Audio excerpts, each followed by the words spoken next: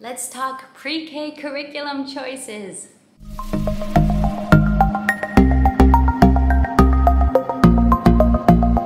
Hi, I am Rachel from 7 and All. I am a second generation homeschool mom, and I'm going to be sharing my pre-K curriculum choices for my son's pre-K year. This is my second time doing pre-K. I enjoyed it very much with my first son. If you've been watching my channel for a while, you are going to see some familiar curriculum picks that we are repeating. There's also going to be a few little changes, but this is going to be pre-K for my second son. I am excited. I am a lifelong homeschooler, as I mentioned, which means I'm a little bit not the biggest respecter of school years. I am not going to arbitrarily wait until August to start new curriculum. I am going to start when I see signs of readiness, eagerness, and signs of ability and growth in my child. So we're actually going to be starting pre-K right around now. And we can take longer with it. We can go slowly when needed. We can take breaks. We can do extra review when needed to see mastery of certain skills. But we're just gonna start as we're ready, and I'm seeing a lot of readiness in my son. So we get to start our pre-K curriculum. The first one I'm going to mention is Alphabet Adventures is my pick for alphabet mastery. In the past year with preschool, we've done a lot of play with letters, exposure to letters. He's picked up quite a few letters, but we're not at the stage of really mastering them, mastering their sounds, getting really, really solid with letters. So that's going to be one of my focuses for his pre-K years, just getting really comfortable, getting fast and solid at knowing letter sounds. So Alphabet Adventures is a printable curriculum that I created and that I sell very affordably on my website. It's printable, but it's pretty much black and white, unlike a lot of printables, which makes it very affordable to actually print. And it's mainly composed of worksheets, simple, fun, interactive worksheets where you're getting comfortable with the letter, doing interactive things. So here we're doing a sort of good pets and not so good pets. And we have different animals that we can cut out, we can talk about which ones start with G's, which actually all of them start with the letter G. A goose, a gazelle, a goat, a guinea pig, a gorilla, a goldfish, a grizzly bear. These are all animals that start with the letter G, and you can sort them into whether you think they'd make good pets or not so good pets. This is an activity where the child's following instructions, listening to sounds, and needing to color letters in different ways. You get some practice on writing, simple tracing, not huge amounts of writing, circling the lowercase word.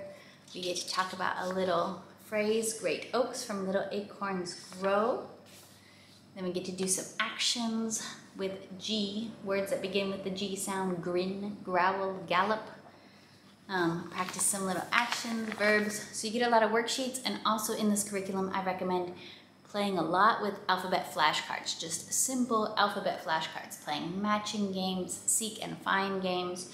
So I'm definitely planning on incorporating our active flashcard games, and that's going to be our main resource for just working on mastering the alphabet. Now, for our morning time, we will be going through Gentle and Classical Primer. We've gone through this once. I'm excited to go through it again. And I do have videos on this I can link to down below. I have videos actually specific to most of these curriculums I could link to below. But Gentle and Classical Primer is a curriculum where we're going to explore, this is where our Bible content is going to come from, catechism, art, and music, where we're going to have fairy tales. You basically focus on one fairy tale each week, and you read it, and then you act it out, and you retell it, and you try to get to know that one story really well in each unit. We have nursery rhymes, we have hymns that we're learning, some manners and hygiene conversations, and all of these key concepts are included on our memory cards. So we get to learn the names of orchestra instruments, we get to learn about artists, just a couple different artists for the year, and we learn about the elements of art. See, I've done all this before, so I'm excited thinking about doing it again. You have even some math memory work practice, I honor my father and my mother. So you have these little cards.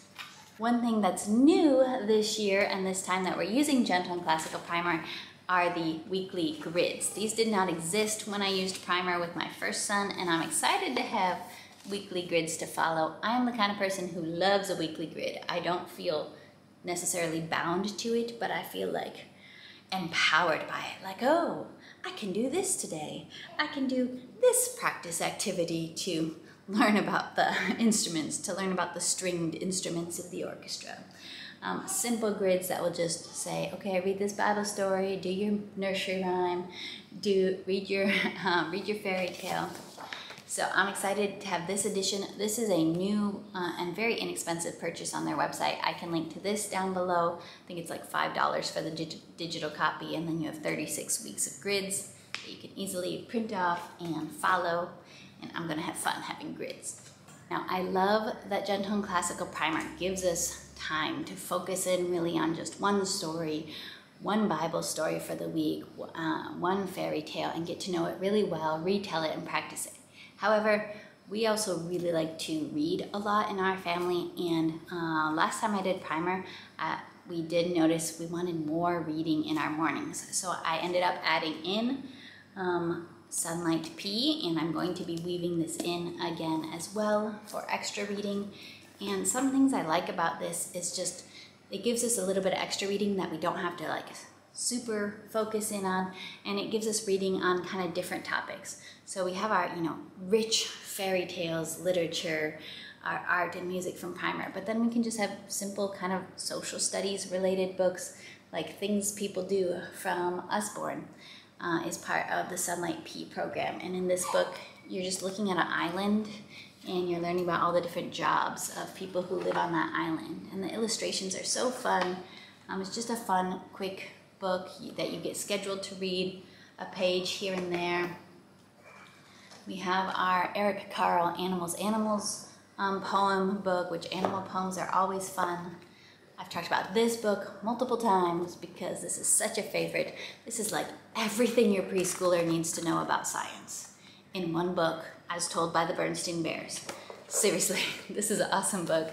Scheduled in Sunlight. They have a few more science books. I really, really like their science picks. And then they have just some really short stories.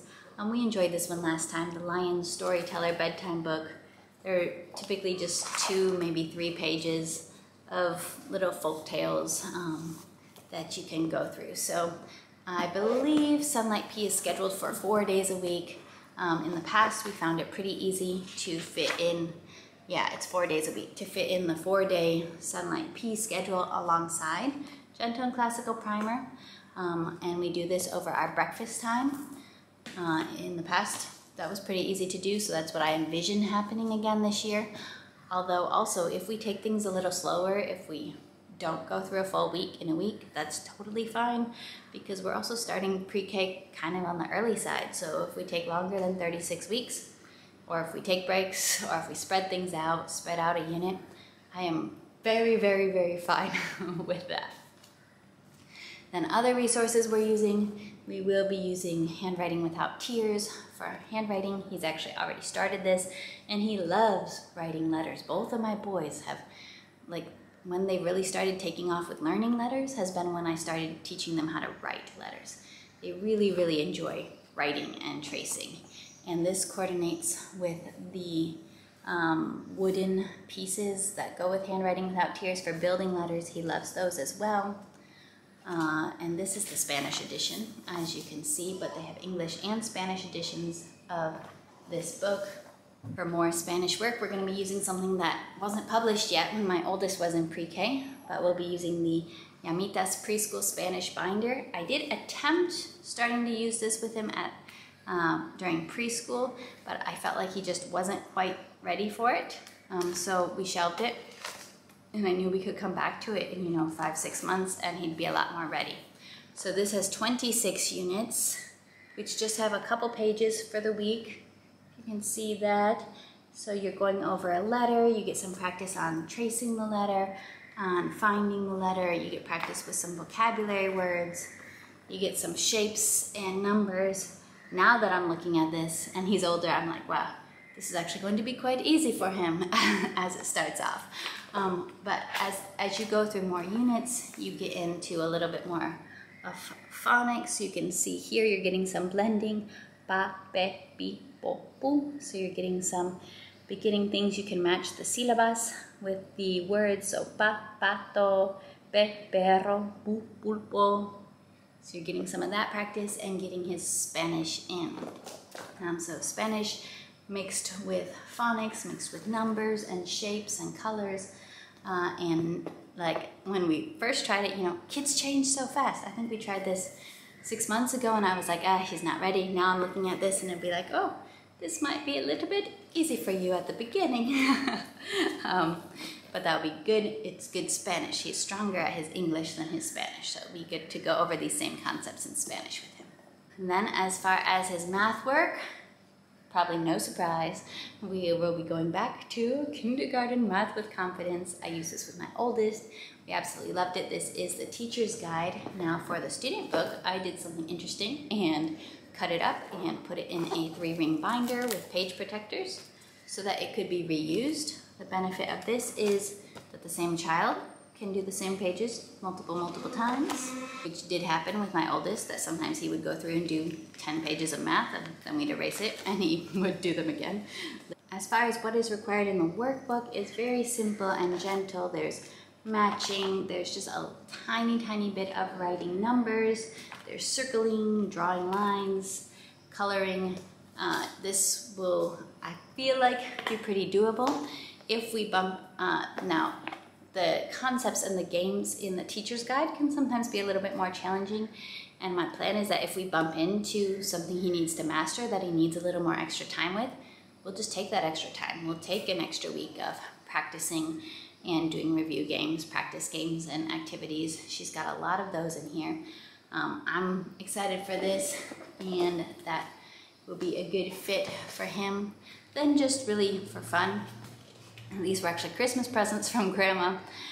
We got him the Kumon Science book for pre-K, which is mostly stickers, really simple pages, but just beginning ideas of building vocabulary for simple space science, earth science, physical science. We got our little physical changes with solid, liquid, and gas. There's mazes, stickers matching, simple things. This will probably go through pretty quickly, and maybe when we're done with that one, we will do a little geography sticker activity book from Kumon. This also is pre-K and up, and this is the US and Canada version.